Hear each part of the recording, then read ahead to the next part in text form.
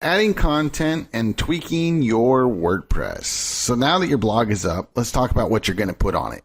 You want to think of your blog as an entry point to your funnel.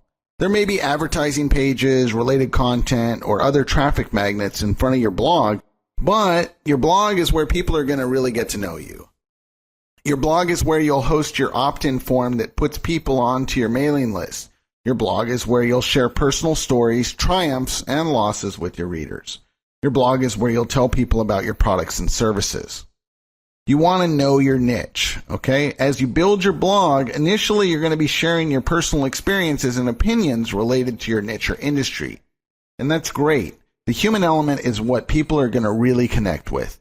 But you also need to back up some of your opinions with facts and figures and share that info with your readers as well. It will also help you to cite this information if you decide to get into a debate with one of your commenters.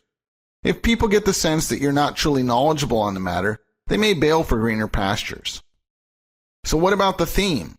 Using Nichebuilder, we have several WordPress themes available to you when you select your website. After clicking Create Website, click the WordPress or blog category across the top of the screen. From there, you can click the individual theme names to see what they look like. Remember all the plugins we discussed earlier? Those plugins are going to come pre-installed on any of those themes. But more importantly, we've also installed a child theme so you can make changes and tweaks without risking your initial theme installation. Child themes are a bit of a complex subject, but what you need to know is that when your theme updates, if you don't have a child theme in place, then you're going to lose any changes you made to that theme. My recommendation would be to try and work with one of the available themes in Nichebuilder. If you do decide to install a different theme, make sure to create a child theme for any changes. Along those same lines, you really want to focus on your content and not the design of your theme. Get lots and lots of content published. That's what readers really care about. That's what will grow your audience. You can always update your design down the road, and it becomes a whole lot easier to make good design decisions if your blog is kicking off a few $100 a day. So next, we got to plan your categories and then fill them up. As you set up your blog, add a category for the major items that you're going to write about. But don't just add 30 categories. For every category that you add, make sure to have at least one blog post. Imagine if they hit your site from Google and it's a category page with nothing in there. Fail. Within those categories, you'll want to create a silo structure for your content. What that means is that if your main category is weather, your siloed content would be crappy weather, awesome weather, freeze your tookus weather, and so on.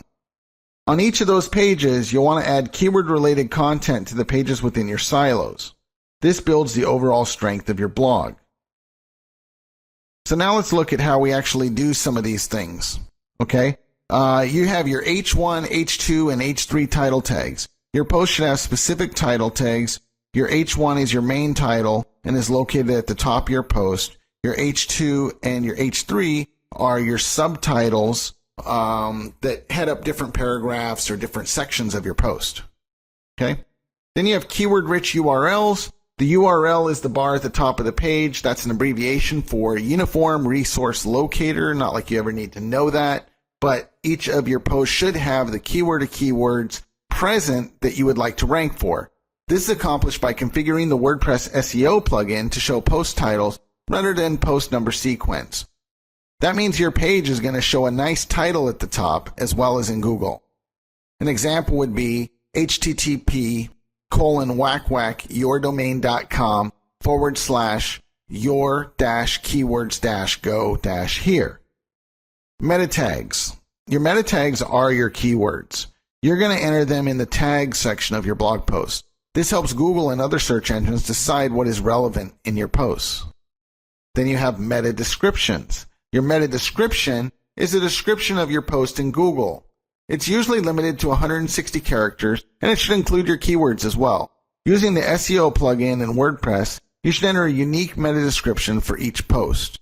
A trick to this is to rearrange the order of your keywords so as not to over-optimize your site.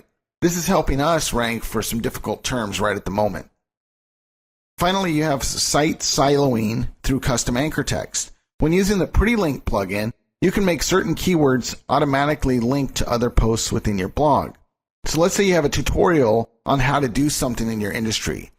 everywhere in your blog that the word tutorial appears, you can auto-magically link to that tutorial post. That's going to come in really handy because you're going to create links without even having to go through each post and link up all of the keywords. Plus, that anchor text link isn't going to be over-optimized, such as trying to link to that actual tutorial by keywords. So those are the basics of getting your WordPress blog up and tweaked. If you follow these simple rules, you're going to be off to a great start. So go ahead and start implementing a few of these strategies right now, or join me in the next video.